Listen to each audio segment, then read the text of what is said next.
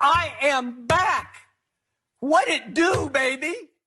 Welcome to G5F TV. Hit the subscribe button, hit the like button, hit the share button as you come on in. Big shout out to all the sponsors of the channel. All the information is in the description box. And follow your boy on Instagram and Twitter at BoxWithG5F TV.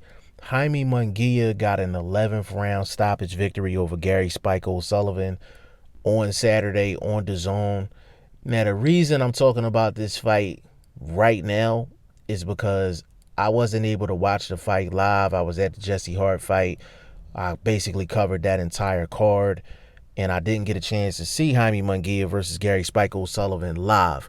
I was able to check it out late last night, and man, this was an action-packed fight. I'll tell you this, it was way better than the Jesse Hart Joe Smith fight. I'll tell you that much. There's a lot of action in this fight, and the thing that's crazy about this fight is that Jaime Munguia showed you why there's so many people excited about him, and he also showed you why a lot of people say he's still green, all in one fight. You know what I'm saying? Like, all in one fight. And let me break this down for y'all. Gary Sullivan came to fight. He came to fight. He came ready. He actually had a pretty good game plan, but with Gary Sullivan being the older fighter and the less talented fighter, he needed cooperation from Jaime Munguia. And to be honest with you, he got it from Jaime Munguia, but some things happened throughout the fight that kind of affected Gary Sullivan in the later rounds, and I'm going to get to that in just a second. But Gary Sullivan fought well. I thought he lost a lot of the rounds, like not by a lot, but he fought hard. He fought hard, like he was coming for blood in that fight.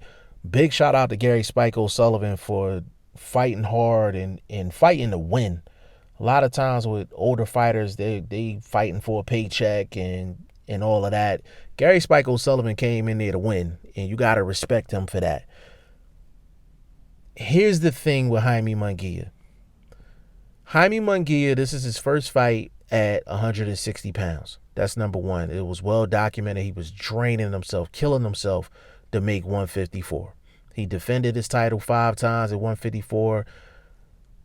It was almost like nobody was paying it any mind because he wasn't talked about with the rest of the 154 pounders. With J-Rock and Jamel Charlo, Tony Harrison, and all of those guys, Jarrett Hurd, because he's quote-unquote on the other side of the street. So a lot of the success that he had at 154 really just went undocumented.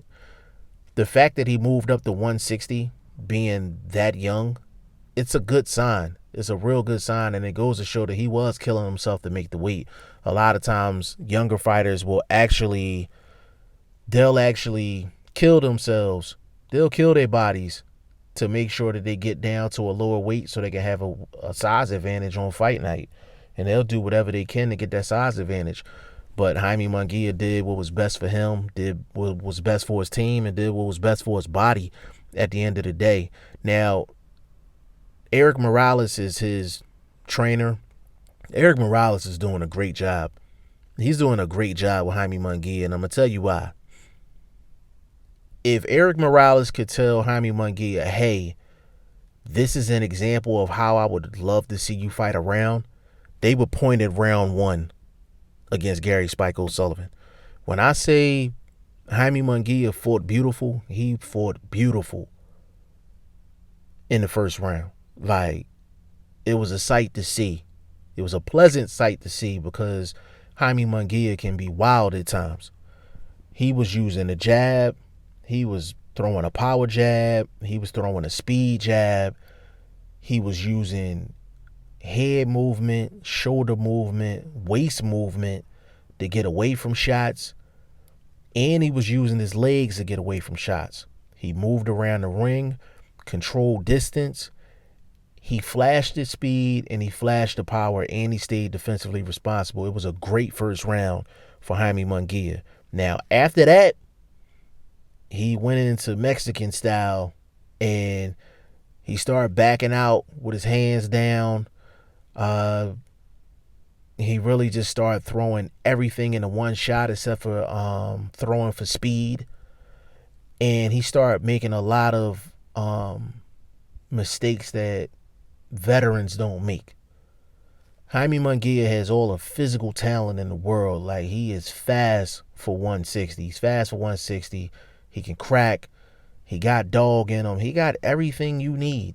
He got everything you need in terms of physical talent. It's going to be a mental game with Jaime Munguia. Like, the less that he's fighting Mexican style, the more deadly he's going to be. And there was times in the fight where Gary Spike Sullivan was cracking him with some real good shots. And he was only cracking them because Jaime Munguia was backing out with his hands down. He was trying to pivot out, and he just wasn't far enough and was getting caught. Just a lot of little small things, attention to detail. But Jaime Munguia showed enough in the fight to show that him and Eric Morales should be a killer combination for a long period of time. Again, Jaime Munguia looked good in the fight. He got away with a couple of low blows. They took a point from him. They could have took 2 points from him. They wasn't blatantly low. I don't think he was doing it on purpose, but he was just throwing shots so hard that a couple of them was straying a little low. Like, I don't think he was being malicious. There's some fights, some fighters where you like, he purposely hit him in the family jewels.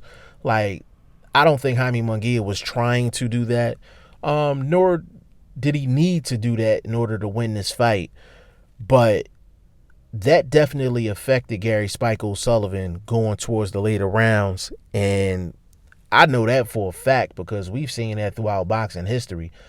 You can look at an old fight, Miguel Cotto and Zab Judah. Zab Judah was giving Cotto the business until Cotto hit him with them 3 shots to the family jewels. And then after that, Zab Judah was done. After that, it was just downhill from there. When you get hit a couple times with those shots, of course, Riddick Bowe, Andrew Galata, you know what I'm saying? And I'm not saying that Jaime Munguia went that far with it. It wasn't that bad, but I'm saying those examples to show how much it can affect the fighter down the stretch. I mean, hell, even Tito Trinidad and Fernando Vargas, that's another prime example. But even if it didn't happen to Gary Spike O'Sullivan, he probably would have lost anyway. The only difference is he might have went the distance if it wasn't for those low blows. You could just tell that it took something out of him going towards the later rounds. But I'm not taking anything away from Jaime Munguia at all. He fought well. I would give him like a B performance, B+. He showed a lot of different things, and he just showed a lot of the physical talent that he has.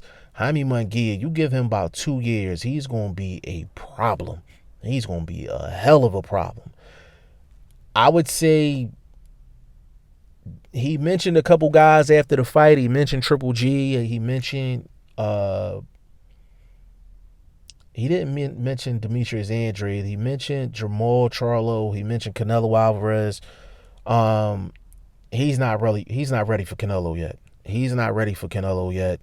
That's number one. He would have a hell of a shot against Triple G, and that's off a style matchup, strictly style. He might be a little too green for Triple G at the end of the day, but he would have a major shot at beating Triple G, mainly because Jaime Munguia got a chin on him. He got a chin on him, so he'll be able to take those shots. If he could take Triple G's shots, he would have a serious shot of winning that fight. And Jamal Charlo, that's a hell of a fight as well. I don't know if he would be the favorite in that fight. I doubt if he would be the favorite, but that would be a major fight for him, a winnable fight.